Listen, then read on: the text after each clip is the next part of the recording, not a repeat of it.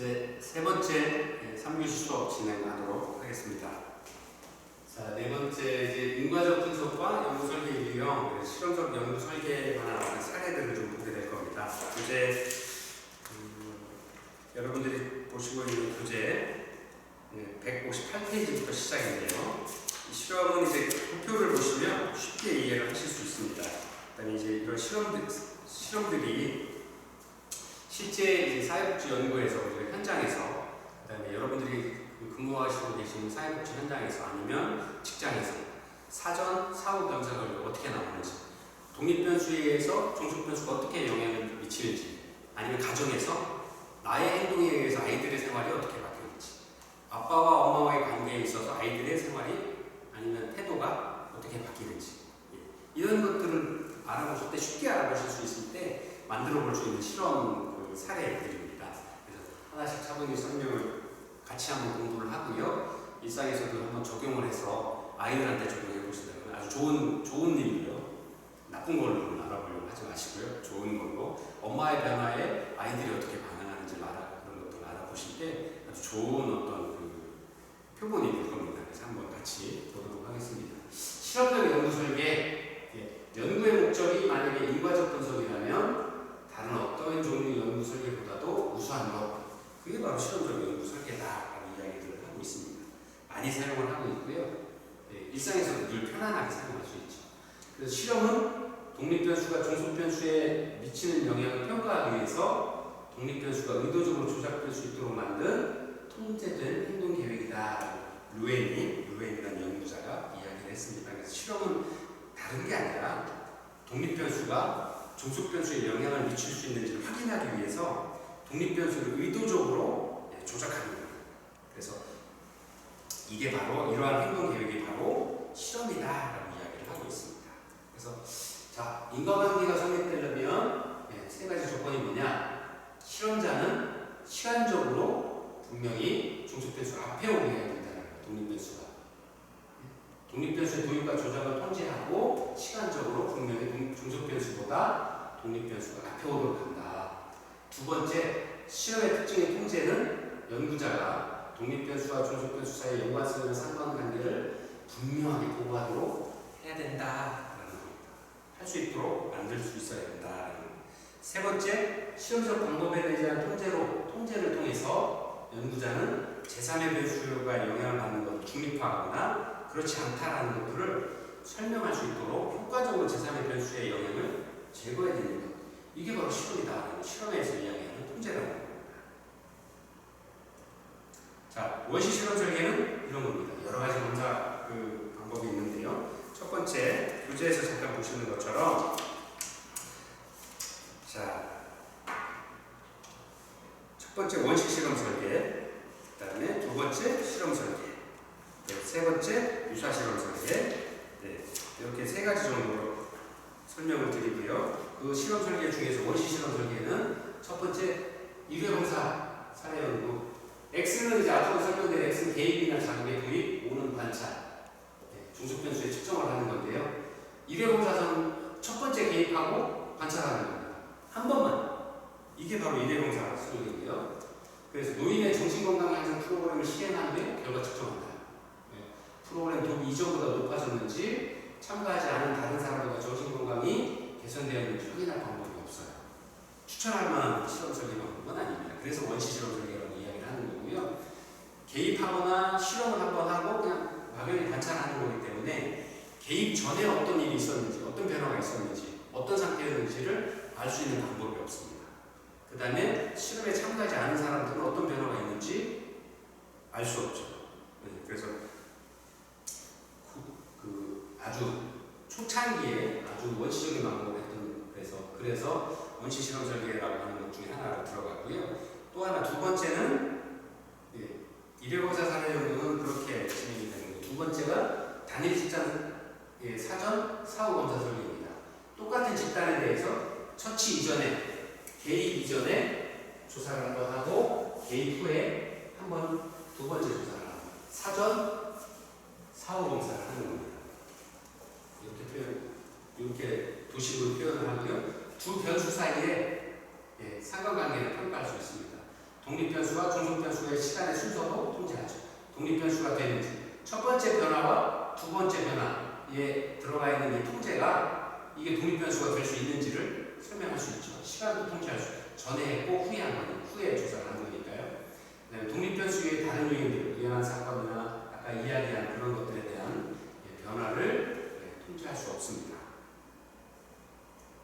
자, 세 번째, 비동일 집단 사후 검사 설계. 아까 원시 집단 설계에서 단일 사례 검사에서 처치 후에 검사를 한 번 했죠. 관찰을 했었죠. 근데 이거는 관찰을 하는 걸 두 집단을 하는 거예요. 같은 동일한 집단이지만 처치 후에 두 가지 실험 동일한 집단에 대해서 사후 검사를 하는 겁니다. 프로그램 도입 집단과 그렇지 않은 두 집단의 중속 변수가 어떻게 바뀌는지. 근데 이 문제는 선정 편향에 대한 내적 타당도에 대한 위협을 통제하지 못한다. 통제할 수 없이 그냥 놔두고 통제하지 않고 그냥 변화에 대한 상태만 관찰하는 겁니다.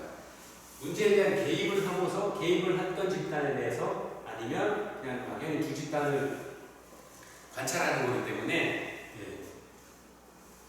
내적 타당도에 대한 위험을 통제할 수 없다. 그런 문제를 가지고 있다라고 하는 겁니다. 두 번째가 실험 설계입니다. 아까는 이제 원시 실험 설계라고 말씀드렸던 원시 실험 설계에 대한 공부를 같이 한 거고요. 두 번째는 실험 설계라고 하는 겁니다. 실험 설계는 순수 실험 설계나 통제 집단 사전 사후 검사 설계라는 것들이 있는데요. 보시는 것처럼 무집단에서 연구 참여자를 무작위로 선정합니다. 그 다음에 연구자를 두 집단의 무작위, 실험 집단, 통제 집단. 실험 집단이라는 건 실제 실험에 참여를 하는 거고요. 통제 집단은 일상의 생활을 그대로 가지고 갈 수 있도록 계속 관찰해 주는 거죠. 그래서 실험에 참여한 사전 검사를 하고 실험 검사, 실험 집단이나 통제 집단 두 집단 다 사전 검사를 하고 변수의 개입 한 집단, 실험 집단에는 변수의 개입을 하고 그 후에 검사를 하는 거고요. 통제 집단은 변수의 개입을 하지 않습니다. 다만 사전 검사만 하고 그 후에도 어떤 변화가 있는지 변수에 대한 개입이 없었는데도 어떤 변화가 있는지를 사후 검사를 통해서 알아내는 것. 이게 고전적인 실험 설계입니다. 그래서 표시를 하면 R은 여기에서 R은 도식에서의 R은 무작위로 선정했다는 겁니다. 랜덤하게.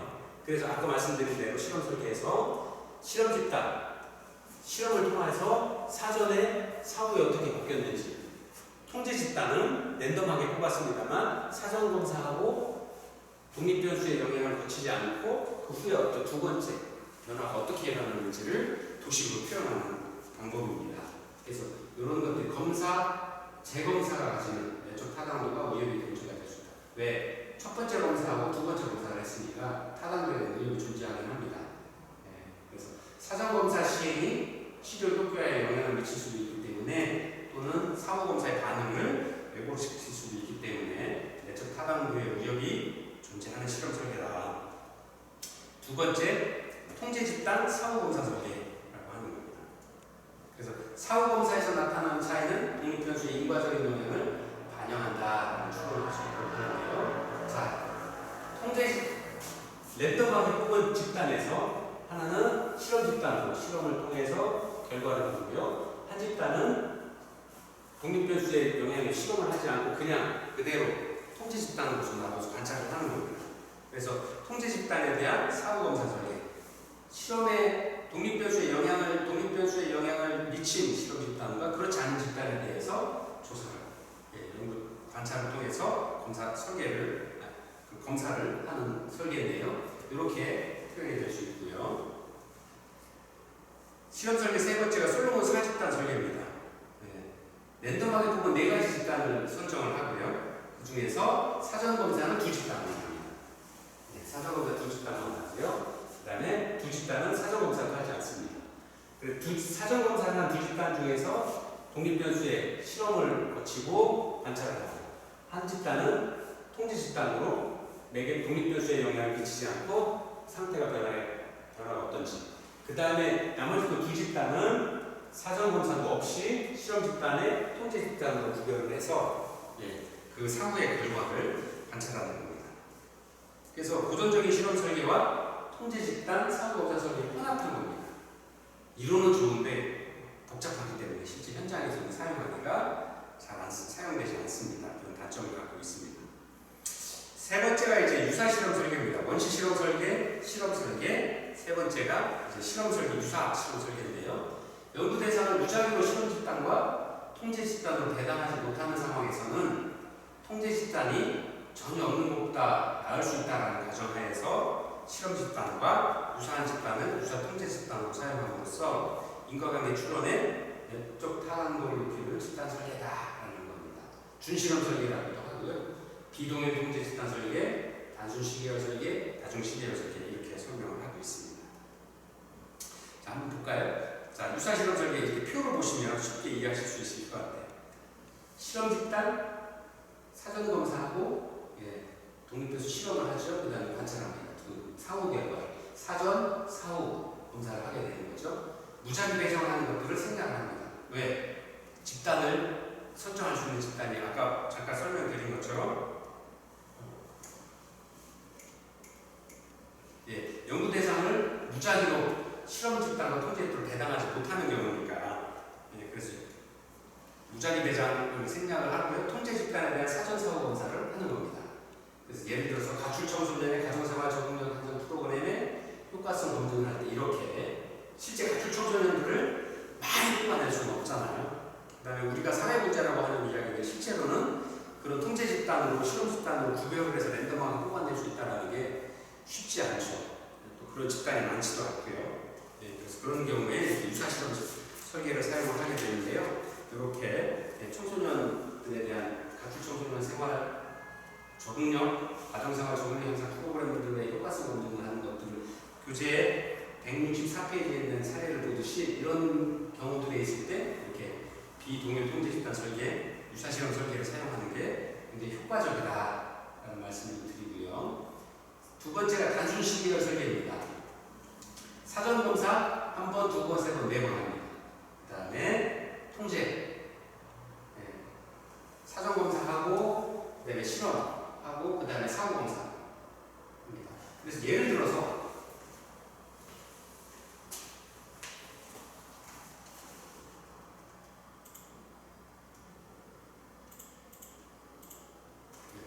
무작위 배당한 통제 집단을 생각을 해서 단일 집단에 대한 사전 사후 검사를 하는데 내적 타당도에 대한 우려이 있을 수 있습니다. 왜?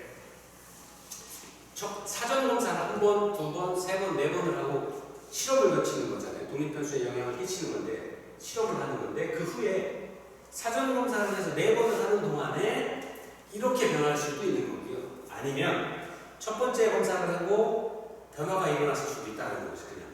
그 다음에 그 후에 변화들이 아이가 성장하면서 아니면 생각이 바뀌면서 아니면 그런 어떤 부분들에 대한 그 시간의 흐름에 따라서 변화가 자연스럽게 생길 수도 있는 거여서 아까 우리 내적 타당도에 대한 위협이 역사적인 요인으로 될 수 있다고 했는데 그런 어떤 그 영향을 있을 수도 있기 때문에 내적 타당도에 대한 위협이 생길 수도 있다라는 거고요.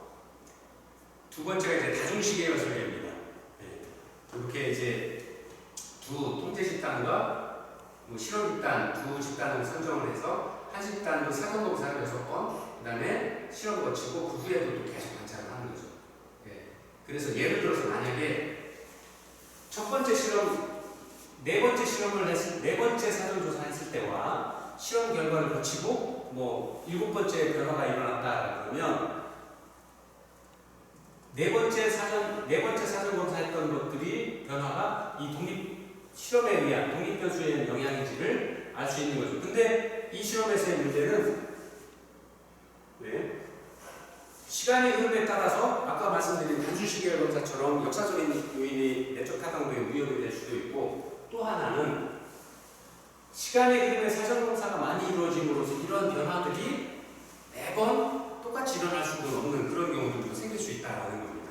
그래서 시간의 흐름에 따른 실험을 여러 번 하고 사전 사후 검사를 오랜 시간 하기 때문에 시간의 흐름에 의한 역사적인 어떤 변인에 의해서 내적 타당도에 대한 위협이 있을 수 있다. 그래서 그런 부분에 대한 요인을 좀 줄여내갈 수 있도록 하는 부분들이 좀 많이 필요하다.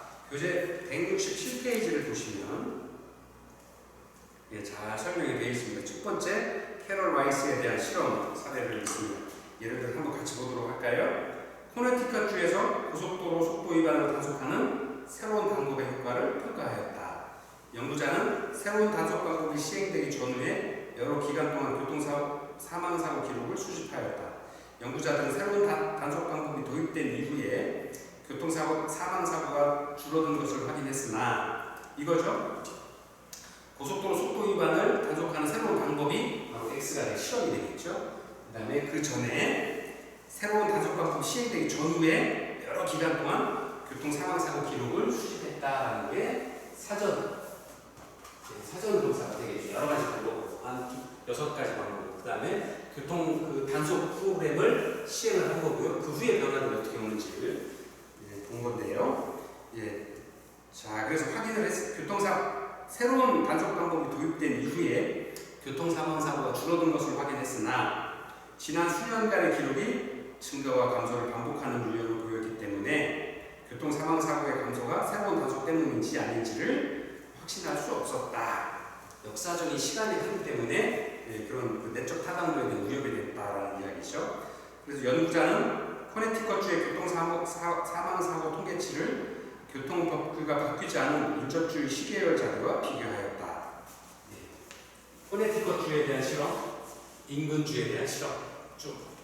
그래서 변화된 상황들, 교통단속법을 바뀐 것들을 실험하는 것, 그렇지 않은 것들 그대로 두는 것. 그래서 이 두 가지를 비교한다는 거죠. 그래서 비교 대상인 인접주에서는 사망사고가 비슷하게 감소하지 않았고 이러한 인접주와의 비교는 새로운 단속 방법이 어느 정도 효과가 있었다는 것들을 믿도록 하였다. 그래서 다중심리학 설계가 그렇게 사용되는 실사례를 보시면 쉽게 이해하시는 데 좀 도움이 되지 않을까 생각을 합니다. 시간 나실 때 교재를 한번 천천히 읽어봐 주시면 도형에 대한 이해도 훨씬 빠르리라 생각을 합니다. 자, 유사실험 설계의 유용성입니다. 연구 대상에 무작위 배당을 할 수 없는 상황에서 유사실험 설계가 차선책이 될 수 있습니다. 그렇죠? 아까 보여드린 것처럼 그 실험 설계에 대해서 무작위로 할 수 있는 경우들이 많이 있을 수 있거든요. 그래서 그런 경우에 아주 좋은 차선책이 될 수 있고요. 사회적 게임은 혁신의 효과를 연구하기 위해서 유사 실험 설계에 의존하는 것이 바람직합니다. 왜냐하면 사회에 있는 많은 구성원들이 사람들이고 실험을 위해서 사람들에 대한 어떤 변화를 강제적으로 줄 수는 없잖아요. 그래서 유사 실험 설계를 하는 겁니다. 그런 어떤 강제적인 변화를 주는 건 사람한테 긍정적인 효과를 주지 않을 수도 있기 때문에 사람을 대상으로 실험을 직접적으로 할 수 없는 경우도 많이 생길 수 있죠. 그래서 그럴 경우에는 이렇게 유사 실험 설계를 하는 것들이 타당하다 이렇게 이야기를 하고 있습니다. 자, 이제 교재 148페이지 단일 사례 설계입니다. 단일 사례 설계는 시계열 분석의 원리를 개입 대상의 단일 사례 설계의 사회복지 실천의 효과성을 평가할 때 많이 사용을 합니다. 그래서 목적은 독립변수 도입의 효과를 과학적으로 보존하는 겁니다. 이 독립변수를 도입을 한 것이 효과가 있는지 없는지를 판단하는 데 아주 좋은 실험 방법입니다. 그래서 단일 사례 연구의 자료 해석은 보통 이런 식으로 기초선 여기 첫 번째 실험을 하기 전에 그냥 관찰을 하는 겁니다. 그랬을 때 변화의 상태가 얼마나 변화가 되는지 개입의 효과성을 가설적인 관측을 첫 번째 아까 보신 O1, O2, O4, O6 뭐 이렇게 계속 매달 측정을 했으니까 이게 사전 검사가 되는 거죠. 요 기준점은 뭐냐? 개입, 아까 도표에서 보신 것처럼 X로 표현되는 독립변수의 실험입니다. 그래서 실험을 한 후에 개입한 후에 어떻게 변화가 되는지 O5, O6까지 뭐 아까 사례 설계에서 O1, O2, O3 뭐 해서 이렇게 50까지 사전 검사를 했으면 이제 사전 검사, O12, 14 사전 검사는 사후 검사 독립변수가 영향을 미친 후에 개입한 후에 변화가 어떻게 일어나는지 만약에 지금 이렇게 도표에 나와서 평가값이 나온다라고 하면 굉장히 좋은 영향을 독립변수 개입이 굉장히 좋은 영향을 미쳤다고 볼 수 있죠. 그 다음에 또 이런 경우에는 계속 하향선을 사전 계속 점점 좋은 방법으로 행위의 빈도가 낮아지는 쪽으로 내려오고 있었죠. 개입을 했어요. 개입한 후에도 똑같이 일정한 수준으로 같이 비슷한 수준으로 떨어진다라 그러면 과연 이 개입을 했던 실험이 긍정적이었냐, 영향을 미치는 것으로 평가할 수 있느냐? 그렇지 않다라는 거죠. 그렇지 않아도 역사적으로도 시간적으로 계속 변화가 이루어지고 있었기 때문에 독립변 실험을 했던 그 실험의 개입이 긍정적이었는지 부정적이었는지를 알 수 없다라는 거죠. 개입의 효과성이 있었는지 없었는지 잘 알 수 없다라는 거죠.